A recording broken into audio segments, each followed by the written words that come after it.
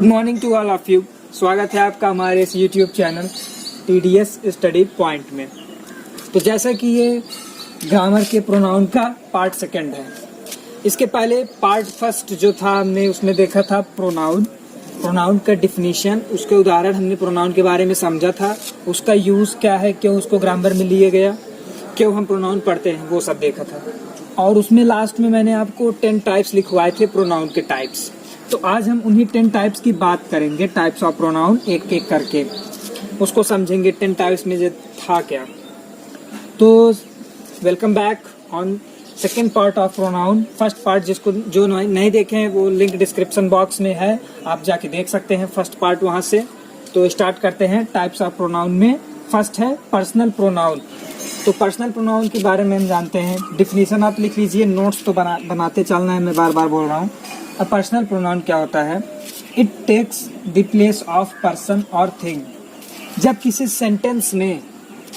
Sentence में वह pronoun use हुआ है, जो प्रोनाउन यूज हुआ है वह किसी पर्सन या थिंग के प्लेस पे यूज हुआ हो, जैसे उसे कहते हैं personal pronoun. It takes the place of person और thing. It stands for noun in 3 person. पहले हम इसको एग्जाम्पल देख लेते हैं, जैसे I have my book, ये एग्जाम्पल है। I have my book with me। ठीक, अब देखो इसमें I have my book with me, यहाँ नाम नहीं यूज हुआ है, उसका नाम होता तो नाउन हो जाता, और हम पढ़ रहे हैं प्रोनाउन। तो यहाँ ये जो मी है ये किसी पर्सन के स्थान पे, ये जो आई है ये किसी पर्सन के स्थान पे जो नाउन जो बोल रहा था इसको, I have my book with me, उसके लिए यूज हुआ है। यहाँ पे आई और मी प्रोनाउन यूज हुआ है। तो ये किसी पर्सन का नेम है, यहाँ आई से लग रहा है कोई पर्सन था यहाँ पे, तो उस पर्सन के प्लेस पे जो यूज होता है जो प्रोनाउन, उसे बोलते हैं पर्सनल प्रोनाउन। जब किसी पर्सन या किसी ऑब्जेक्ट के प्लेस पे यूज होता है प्रोनाउन, वो पर्सनल प्रोनाउन हो गया। आप डेफिनेशन और एग्जाम्पल लिख लीजिए। अब मैं आपको बता दूं, पर्सनल प्रोनाउन 3 स्टेजेस में होते हैं। पर्सनल प्रोनाउन में जैसे आई, ये फर्स्ट पर्सन है, इसमें पर्सनल प्रोनाउन में 3 पर्सन्स होते हैं अलग अलग। मैं आपको समझा रहा हूँ। जैसे ये पर्सनल प्रोनाउन है, पर्सनल प्रोनाउन, इसमें 3 अलग अलग कैटेगरीज बनती हैं, first person, second person, third person. तो मैं आपको बता दूं फर्स्ट पर्सन में है क्या। अब जैसे यहां से देख लीजिए आप, फर्स्ट पर्सन में क्या होता है? फर्स्ट पर्सन में मतलब जो स्पीकर जो बोल रहा है, जो बोलने वाला है, उसी के लिए रेफर किया जाता है फर्स्ट पर्सन में। फर्स्ट पर्सन का एग्जाम्पल होता है आई, वी, मी, आवर। ये फर्स्ट पर्सन के एग्जाम्पल हैं। पर्सनल प्रोनाउन 3 पर्सन्स में डिवाइड किया गया है, first person, second person, third person. तो फर्स्ट पर्सन में क्या होता है? जो स्पीकर सेंटेंस को बोलता है उसी को बोलते हैं फर्स्ट पर्सन, और उसके एग्जाम्पल है आई, वी, मी, आवर्स। उसके बाद नेक्स्ट आता है सेकंड पर्सन। पर्सनल प्रोनाउन में सेकंड पर्सन क्या होता है? सेकंड पर्सन, ये था फर्स्ट पर्सन। अब सेकंड पर्सन में कौन आता है? जो स्पीकर मीन्स जो बोल रहा है। जो फर्स्ट पर्सन में जैसे था आई, वी, मी, आवर्स, ये जो बोल रहा था सेंटेंस, उसके लिए था। जैसे आप किसी को बता रहे हैं कि मैंने एक बुक खरीदी, तो यहाँ जो मैंने, जो आप हैं, वो फर्स्ट पर्सन है, और आप जिससे वो बात कर रहे हैं, जो आपकी बात को सुन रहा है, वो सेकंड पर्सन हो जाता है। अब जैसे मैं आपको एग्जांपल दूं सेकंड पर्सन का, यू, योर्स। सेकंड पर्सन में यू और योर्स आता है। जैसे आपने बोला कि your mother is calling you, तो यहाँ पे जो यू और योर यूज हुआ, यह दोनों सेकंड पर्सन है, क्योंकि आप उस बात को सुन रहे हैं, तो आप सेकंड पर्सन हो गए। और जो उस बात को कह रहा है, जैसे कि आपने बोला, तो आप फर्स्ट पर्सन हो गए ना। और जो उस बात को सुनता है वो सेकंड पर्सन है, उसका एग्जाम्पल है यू और योर्स। एक और इसमें आता है थर्ड पर्सन। इसमें थर्ड पर्सन देख लीजिए क्या होता है। थर्ड पर्सन, थर्ड पर्सन में एग्जाम्पल है ही, शी, इट, ये थर्ड पर्सन होता है। ही, सी, इट, दे, हिज, ये सारे थर्ड पर्सन हैं। अब थर्ड पर्सन कौन होता है? फर्स्ट पर्सन वो होते हैं जो सेंटेंस को बोलते हैं, जो किसी से बात करते समय बात को बोलते हैं। सेकंड पर्सन वो होता है जो उस बात को सुनता है, सुनने वाले को सेकंड पर्सन बोला जाता है। थर्ड पर्सन वो होता है जिसके बारे में बात की जा रही हो। जैसे एक सेंटेंस मैंने बोला, your mother is calling you. अब यहाँ पे मैं आपको लिख के समझाता हूँ। Your mother is calling you. अब इसमें देखिए, your mother is calling you में थर्ड पर्सन कौन है? जी आपकी मदर, योर मदर, ये थर्ड पर्सन हो गया। क्योंकि यहाँ आपके माँ की बात हो रही है, मतलब आप जिससे बोल रहे हैं उसके मम्मी की बात हो रही है, जो कि उस समय वहाँ पे है नहीं, बस उस समय आप है और आपकी बात को सुनने वाला है। तो इसमें फर्स्ट पर्सन तो है नहीं, क्योंकि लिखा नहीं है। Your mother is calling you, you से बात कही जा रही है, यह सेकंड पर्सन हो गया। और योर मदर, जिसके बारे में बात हो रही है, कौन बुला रहा है उसको? उसकी माँ बुला रही है, तो ये हो जाता है थर्ड पर्सन आपका। तो क्लियर हुआ? फर्स्ट पर्सन में जो बात को बोल रहा है, सेकंड पर्सन में वो बात को किससे बोल रहा है, आपसे, किसी और से, और थर्ड पर्सन उन दोनों के बीच में जिसके बारे में बात हो रही हो, वह थर्ड पर्सन हो जाता है। जैसे यहाँ पे मदर थी, वो वहाँ पे थी नहीं, लेकिन उनके बारे में बात हो रही थी। तो आप जल्दी से ये चार्ट को बना के तीनों का एग्जाम्पल लिख लीजिए। एग्जाम्पल पूछा जाता है कि फर्स्ट पर्सन में कौन कौन से आते हैं, सेकंड पर्सन में कौन कौन से आते हैं, और थर्ड पर्सन में कौन कौन से आते हैं। तो आप जल्दी से इस चार्ट को नोट कर लीजिए, और एग्जाम्पल मैंने आपको यहाँ समझा दिया। हो गया पर्सनल प्रोनाउन। अब सेकंड है रिफ्लेक्सिव प्रोनाउन। रिफ्लेक्सिव प्रोनाउन में क्या होता है समझते हैं। When the action done by a pronoun reflects upon itself. आप पहले डिफिनेशन लिख लीजिए, मैं आपको समझा रहा हूँ। When the action done by a pronoun reflects upon itself, जब कोई कार्य किया गया हो प्रोनाउन के द्वारा, वह उसी के ऊपर इंडिकेट किया गया हो, वह उसी की तरफ प्रदर्शित किया गया हो। आप डिफिनेशन लिखिए, मैं आपको एग्जांपल से समझा रहा हूं, तब समझ में आएगा।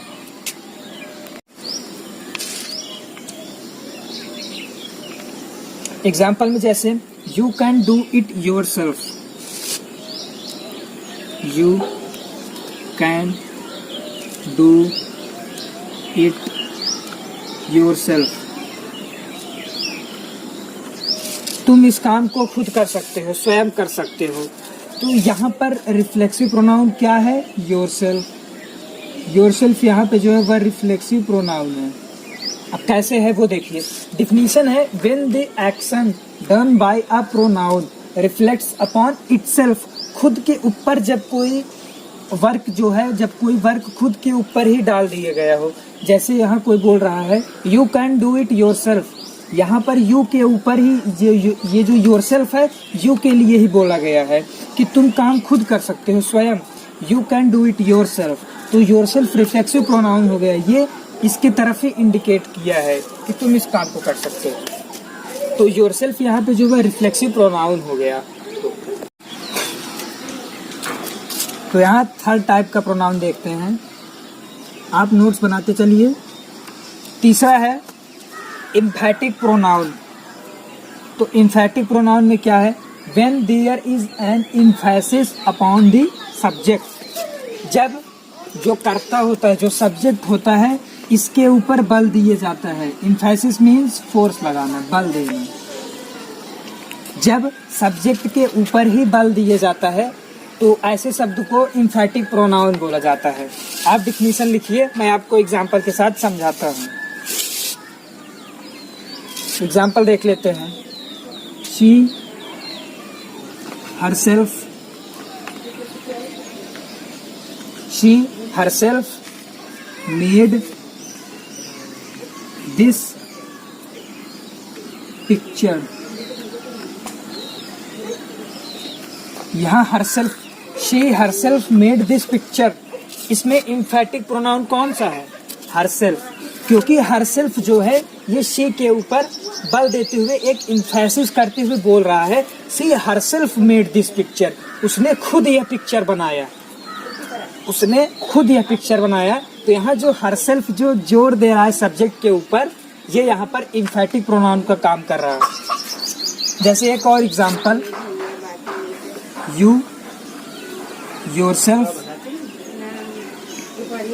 You yourself are a fine singer. You yourself, यहाँ जो योरसेल्फ है इसका मतलब क्या है, you yourself are a fine singer, तुम खुद एक अच्छे सिंगर हो, तुम खुद एक अच्छे गायक हो। तो यहाँ योरसेल्फ जो है यह इसके यू के ये सब्जेक्ट है, सब्जेक्ट के ऊपर बल देते हुए एक इम्फेसिस देते हुए बोल रहा है, इम्फेसिस मीन्स बल, उसके लिए बोल रहा है कि तुम खुद एक अच्छे सिंगर हो, मतलब एक जोर दे रहा है सब्जेक्ट के ऊपर। तो इसलिए यहाँ पे हरसेल्फ और योरसेल्फ यह दोनों इम्फेटिक प्रोनाउन है। और इसके पहले जो था वो था, इसके पहले जो था रिफ्लेक्सिव प्रोनाउन था, वो भी सब्जेक्ट की तरफ ही रिफ्लेक्ट करता है, लेकिन डिफरेंस क्या है, एम्फेटिक प्रोनाउन इसके बाद आता है, एम्फेटिक प्रोनाउन सब्जेक्ट के जस्ट बाद आता है, एम्फेटिक प्रोनाउन सब्जेक्ट के जस्ट बाद आता है। और जो रिलेटिव प्रोनाउन था, जैसे you can do it yourself, तो वहाँ पे जो प्रोनाउन रिलेटिव प्रोनाउन आता है, रिफ्लेक्सिव प्रोनाउन, वो लास्ट में आता है या वर्ब के बाद आता है। लेकिन एम्फेटिक प्रोनाउन में जो प्रोनाउन आएगा वो सब्जेक्ट के तुरंत बाद आता है, क्योंकि तभी वो बल डाल पाता है। She herself made this picture. You yourself are a fine singer. I myself done this work. तो ये सारे जो हैं ये इम्फेटिक प्रोनाउन है। एक विशेष बात, यह सब्जेक्ट के बाद आते हैं। कई लोग कंफ्यूज हो जाते हैं रिफ्लेक्सिव प्रोनाउन और इम्फेटिक प्रोनाउन में। इम्फेटिक प्रोनाउन वर्ब के बाद या लास्ट में आते हैं सेंटेंस के, और इम्फेटिक प्रोनाउन सब्जेक्ट के तुरंत बाद आते हैं। तो बढ़ते हैं आगे, इसको लिख लीजिए आप फिर टाइप में। टाइप्स ऑफ प्रोनाउन का चौथा, डेमोन्स्ट्रेटिव प्रोनाउन। इसमें क्या होता है, it points out the noun, ये नाउन की तरफ इंडिकेट करता है। जैसे उसमें कोई चीज है नाउन, किसी का नाम या कोई ऑब्जेक्ट का नाम, तो उसकी तरफ इंडिकेट करता है। तो जैसे वह किसी नाउन की तरफ इंडिकेट कर रहा हो, it points out the noun, वो डेमोन्स्ट्रेटिव प्रोनाउन होता है। मैं आपको समझा रहा हूँ, पहले आप एग्जाम्पल लिख लीजिए। इसमें 4 मेन होते हैं, 4 ही होते हैं, आप कह सकते हैं दिस, दैट, दीज, दोज। इन्हीं चारों का प्रयोग करके पॉइंट आउट किया जाता है या दर्शाया जाता है नाउन को। तो एग्जाम्पल देख लेते हैं। This is your bag. तो इसमें दिस क्या है, दिस शो कर रहा है कि यह तुम्हारा बैग है। दिस यहाँ पे बैग के लिए प्रयोग किया गया है। दिस का यूज बैग को शो करने के लिए हुआ है कि तुम्हारा बैग कौन सा है, यह वाला, दिस इज योर बैग। तो दिस यहाँ पॉइंट आउट किया किसको, बैग को, जो कि एक नाउन है। बैग एक नाउन है क्योंकि ये किसी ऑब्जेक्ट का नाम है, बैग। और एक एग्जांपल देख लेते हैं।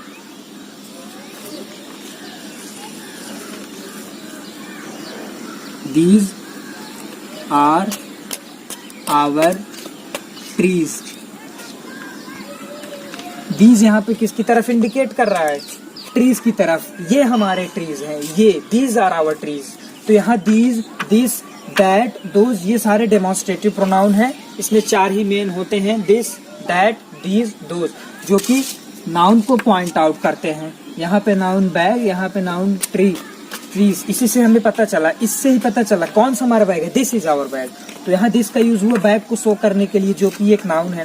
दीज आर आवर ट्रीज, यह हमारे पेड़ है, कौन से, ये वाले। तो दीज आर आवर ट्रीज। तो यहाँ दिस, दीज, दैट, दोज, ये जो है डेमोन्स्ट्रेटिव प्रोनाउन में आते हैं। तो 5वां है इंटरोगेटिव प्रोनाउन। इंटरोगेटिव प्रोनाउन में क्या होता है, it is used to ask question. Interrogative नाम से ही आपको लग जाएगा, यह क्वेश्चंस पूछने के लिए, क्वेश्चन पुटअप करने के लिए प्रयोग होता है इसका। इसमें होते हैं generally who, whom, which, what, etc. जो क्वेश्चन वाले सेंटेंस रहते हैं। जैसे एक एग्जांपल दे दूं, it is used to ask questions. Example मैं आपको दे दूं, who is calling, who is calling, ये क्वेश्चन पुटअप हो गया। यहाँ पे जो ये हु है, ये जो हु है यह इंटरोगेटिव प्रोनाउन है, क्योंकि यह क्वेश्चन पूछने का काम कर रहा है नाउन के स्थान पे। हु इज कॉलिंग, और इसका आंसर क्या होगा निकल के, नाउन आएगा। Raman is calling, Sita is calling, Madhav is calling. तो हु इज कॉलिंग यहाँ जो है इंटरोगेटिव प्रोनाउन का काम कर रहा है। ऐसे ही whom, which, what, जिस चीज से किसी का कोई नाउन निकल के आए जिसका आंसर, जैसे which रहता है तो किसी प्लेस का नाम निकल के आता है, which place do you like to visit। तो ऐसे ही जब किसी चीज का नाम निकल के आए उस क्वेश्चन से, उस वर्ड को इंटरोगेटिव प्रोनाउन में लिया जाता है। आप एग्जाम्पल लिख लीजिए, हु इज कॉलिंग, whom से बना लीजिए, तो whom you will provide this gift या प्रोवाइड दिस स्कॉलरशिप। तो whom में फिर से यहाँ नाउन का ही नेम आएगा, नेम ही आएगा जो कि नाउन होगा आंसर में।